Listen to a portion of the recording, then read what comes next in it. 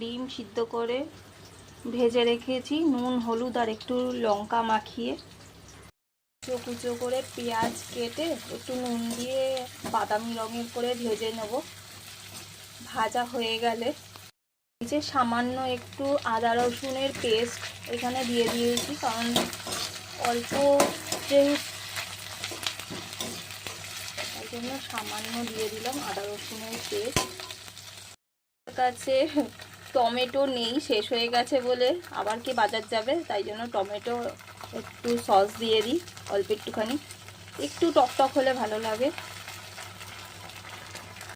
তাই আমি একটুখানি সামান্য টক দই, লঙ্কার গুঁড়ো, হলুদের গুঁড়ো, জিরের গুঁড়ো, গরম মশলার গুঁড়ো, ধনের গুঁড়ো এগুলো দিয়ে রেখেছি।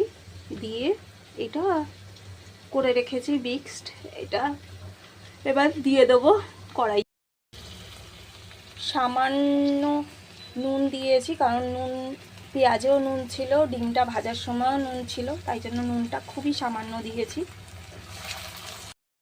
দেওয়ার কারণ হচ্ছে দইটা দিলে না গ্রেভিটা একটু সুন্দর হয়, ভালো লাগে, গ্রেভিটা সুন্দর লাগে, তো সেই জন্যে সামান্য একটু দই দিয়ে দিয়েছি, টক দই।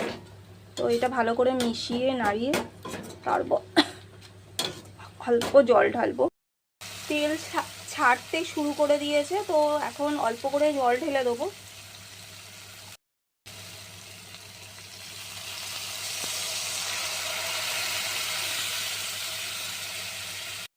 মাখা মাখা হবে। আর আমি একটু লঙ্কা কুচিয়ে দিয়েছি এই কারণে, একদমই আমি ঝাল কম দিয়েছি, যেহেতু ঝাল কম খাই। যদি একটু ঝালের প্রয়োজন হয় তো কাঁচা লঙ্কাটা ঠিক আছে, এটা কুচিয়ে দিলাম, যদি ভালো লাগে তখন খাবো।